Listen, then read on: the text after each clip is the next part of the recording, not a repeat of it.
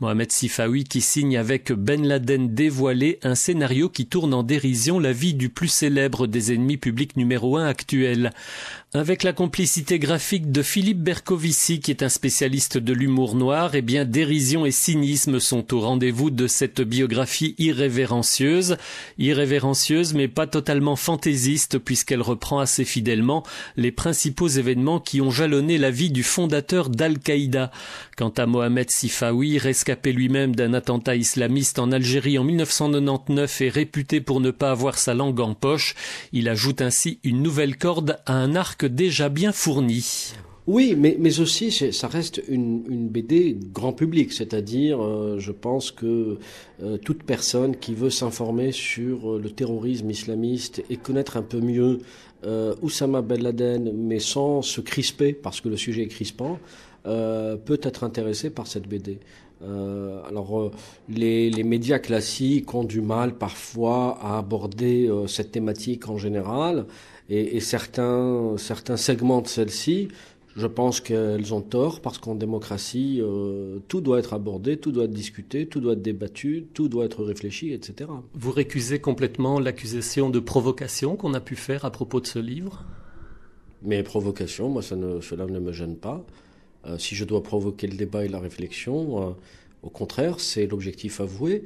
Je ne suis pas toujours d'accord avec ces termes qui sont parfois utilisés dans la presse notamment, et qui ne visent pas autre chose qu'à diaboliser un auteur parce qu'il a osé aborder un sujet. Je veux dire, allez, c'est de la provocation, donc circuler, il n'y a plus rien à voir. Oui, je veux provoquer le débat. Moi, je ne veux pas que l'intégrisme musulman soit un sujet tabou. Donc, je m'étonne quand même qu'on dise que c'est de la provocation quand un musulman démocrate, qui se reconnaît totalement dans les valeurs universelles, décide de se moquer d'un extrémiste, d'un terroriste. Ben Laden n'est pas autre chose. Ben Laden, ce n'est pas Dieu. Ben Laden n'est pas le pape. Ben Laden, c'est juste, si je dirais, je peux me permettre que peut-être ma connaissance de la théologie musulmane me laisse dire qu'il n'a rien à voir avec l'islam. Ben Laden n'a rien à voir avec l'islam ni avec les musulmans. Donc, où est le problème ? Moi, avec Philippe Bercovici, on a caricaturé un terroriste. Qui peut avoir un problème avec ça ? Alors, Mohamed Sifawi, vous venez d'Algérie. Vous avez dû quitter l'Algérie à la fin des années 90. Est-ce qu'il y a quelque chose de l'ordre de la continuité dans le travail que vous faites en France depuis à peu près cette période-là, jusqu'aujourd'hui, y compris avec cette bande dessinée ? Moi, j'ai commencé à travailler sur le terrorisme islamiste, sur les mouvements intégristes il y a de cela 22 ans. Le sujet m'a passionné, m'a interpellé. En tant que personne de confession musulmane, je me suis senti concerné par le sujet.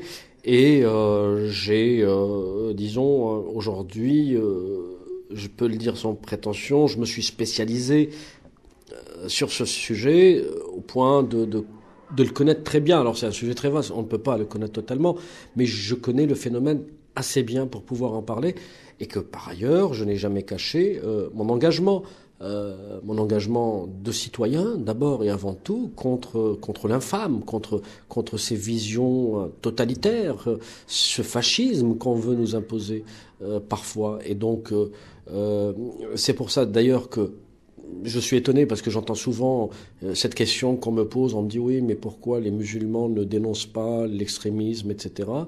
Mais moi, je constate à chaque fois qu'un musulman dénonce l'extrémisme, on dit oui, il est provocateur, il n'aurait pas dire ça, il n'aurait pas dû dire ça, quelles sont ses motivations, etc. Donc finalement, qu'est-ce qu'on veut ?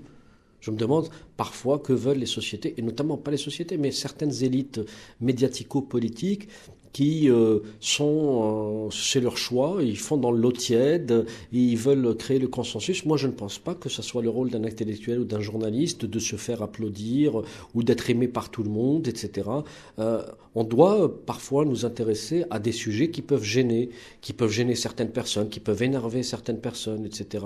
Et voilà, c'est tout ce que je fais. Et la continuité de ce que j'ai vu dans certains pays arabes, et notamment en Algérie, et l'évolution incessante du phénomène islamiste, ayant redécouvert cette évolution sur le territoire européen et ayant en même temps cette connaissance sur le sujet, oui, il était tout à fait normal de continuer à travailler sur le phénomène et aussi de le dénoncer de la manière la plus claire, parce que moi j'ai vu, je veux pas faire d'amalgame, je fais pas de parallèle, mais j'ai vu des sociétés complètement basculer, et ça avait commencé par des signes anodins, par des postures, par des comportements, par des revendications qui n'avaient absolument rien à voir avec l'histoire et la culture. Je parle de l'Algérie par exemple. Je veux dire, les revendications sur le voile ont commencé au début des années 80. Ça pouvait amuser certains, etc. Là, on commençait à voir de jeunes pubères se laisser pousser des petites barbichettes, comme ça, on comprenait pas, parce que ce n'était pas, disons, conforme à la culture de la société algérienne et maghrébine plus globalement. De plus en plus de radicalisation. Et vous savez comment ça s'est terminé? Ça s'est terminé par 200 000 morts. C'était donc le journaliste et écrivain algérien Mohamed Sifawi qui est l'auteur du scénario de la bande dessinée Ben Laden dévoilé, laquelle vient de paraître aux éditions 12 bis avec des dessins de Philippe Bercovici. C'est ici que se termine Et Dieu dans tout ça. La semaine prochaine au menu, le Père Damien. Et oui, il sera canonisé à Rome dans 15 jours. L'occasion pour nous de revenir sur ce personnage étonnant et surtout sur la manière et les raisons pour lesquelles on le porte ainsi au firmament. Rendez-vous donc dimanche prochain, le 4 octobre, dès 11h sur La Première. Mais dans l'immédiat, c'est l'heure de l'apéro et surtout des livres, bien sûr. Place donc à la librairie francophone et tout d'abord, bien sûr, au Flash de midi. Bon dimanche sur La Première. Jean-Paul Eck. Retrouvez Et Dieu dans tout ça, le dimanche de 11h à midi. La Première.